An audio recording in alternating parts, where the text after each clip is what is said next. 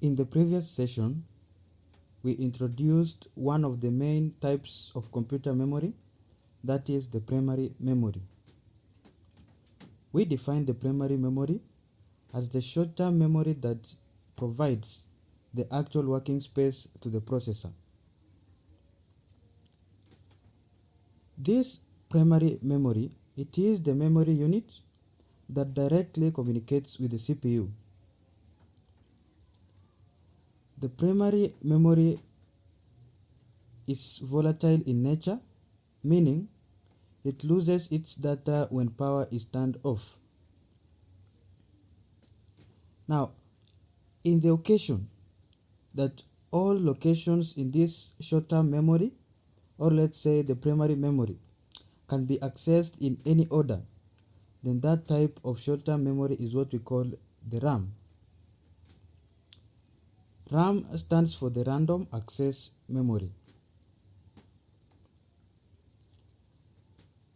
Let's look at this example. We all know that in order for a program to run on a computer, it is first loaded to the RAM. That is from the hard drive, which is the permanent storage or the long-term storage. Once loaded to the RAM, the CPU can now access the data and run the program.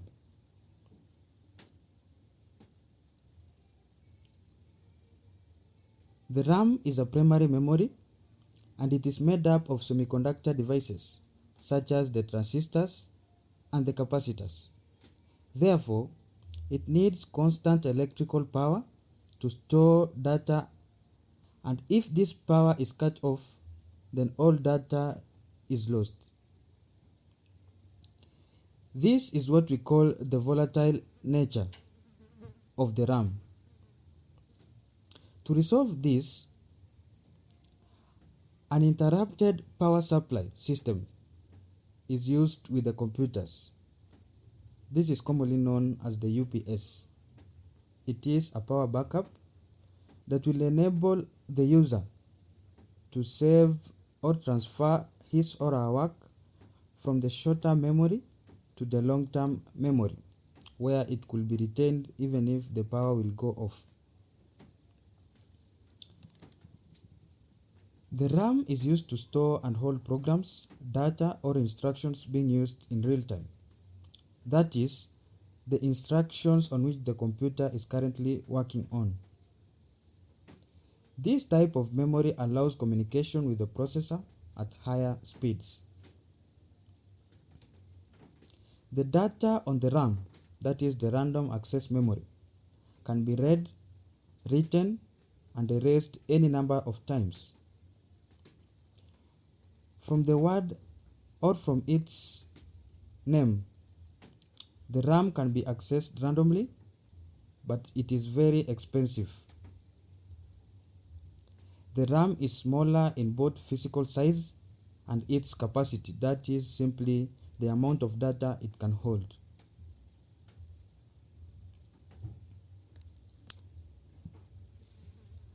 RAM is stored in the motherboard in modules that are also called DIMMs. DIMM simply stands for the Dual Inline Memory Module.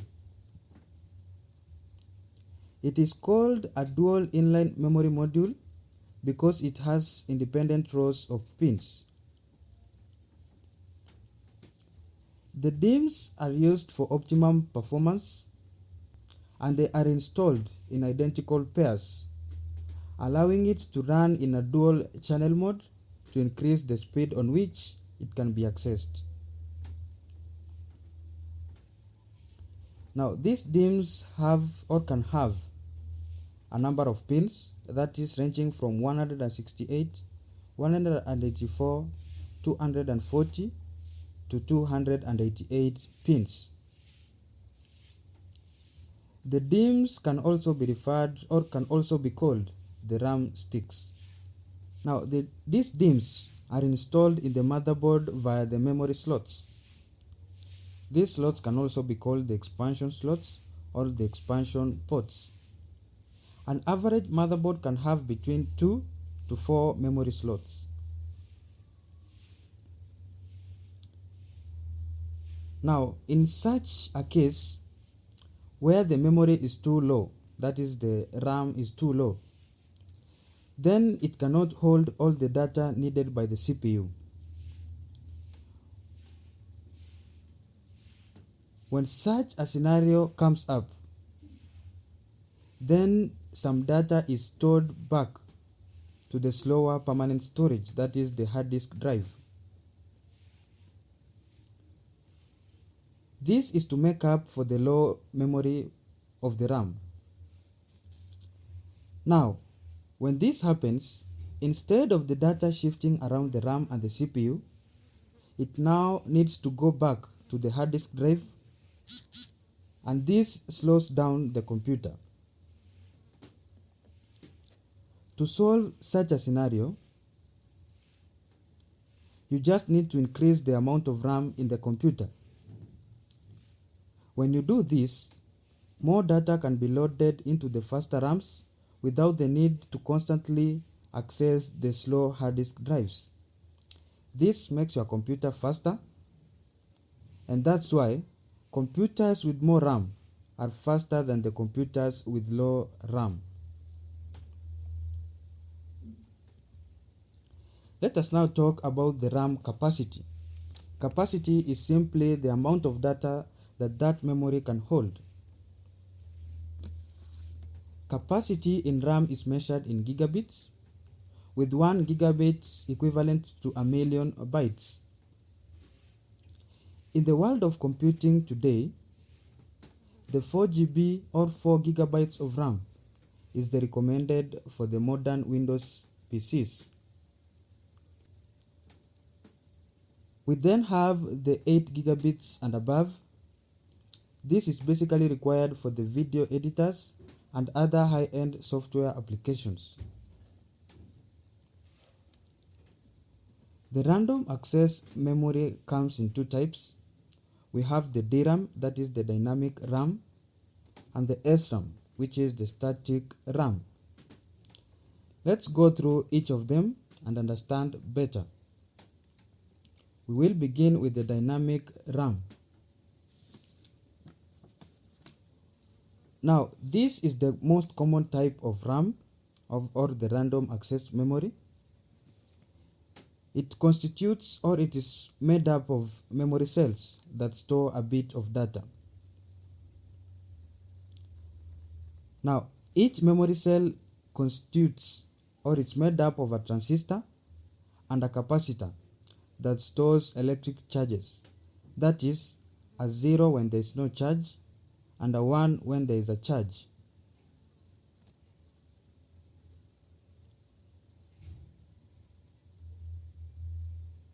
They hold charges briefly before they leak, and thus the name dynamic. Yes, since capacitors don't hold an electric charge for a long time, they need to be constantly recharged to maintain its content. Thus the name dynamic. From the word dynamic, the memory must be continually refreshed in order to maintain its contents, as we have mentioned. These memory cells are placed in a refresh circuit for periodic recharging that rewrites the data several hundred times per second. Let's now go quickly to the characteristics of this RAM, this type of RAM, that is the DRAM. 1. We have the short data lifetime. Yes, the DRAM has a short data lifetime. This is because of the use of the capacitors that hold charges briefly before they leak. That's why it needs to be refreshed continuously, which is our second characteristics. The DRAM is slower as compared to the SRAM. It is used as the RAM, that is, it is used basically in computers as the random access memory. The DRAM is smaller in size, cheap, and has a lower power consumption. Finally, we will look at the SRAM, that is another type of the RAM, the static RAM. From the word static, the SRAM is the type of RAM that holds data in a static form as long as power is being supplied. However, data is lost when the power gets cut off, thus the volatile nature of the RAM. The SRAM stores a bit of data using a matrix of 6 transistors. These transistors are interlocked together and there is no capacitors. The 6 transistors do not require power to prevent leakage. So, unlike the DRAM, the SRAM does not need refreshing on a regular basis.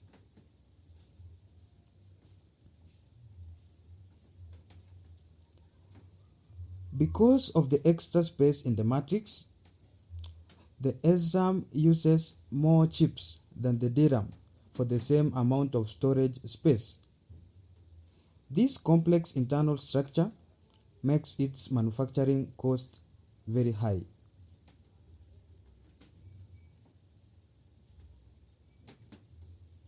Now, unlike the DRAM, the SRAM is the fastest memory in the computer system.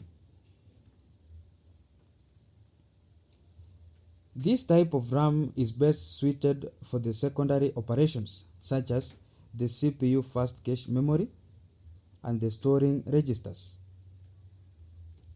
It is mostly found in the hard disk drives, the disk cache, the CDs, the DVDs, and the routers.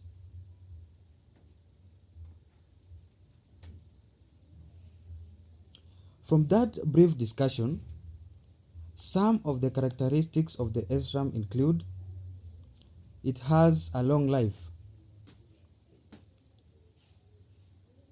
Since it is made up of only transistors, it has no capacitors that leak electrical charges. Therefore, we have the second point, that is, there is no need to refresh. The SRAM is faster. It simply operates at higher speeds than the DRAM. It is used as the cache memory because of these faster characteristics. The SRAM is more expensive to manufacture because of its complex internal structure. It is larger in size and it has a higher power consumption rate. We have tackled the types of the RAM, and in our next session, we will now look at the ROM, which is another type of the primary memory. I hope you've learned something new today about the RAM, its types, and some of its characteristics. In case of any questions, feel free to post it in the comment section and we will discuss about it. Let's meet in our next session to discuss about the other type of primary memory called the ROM. Thank you.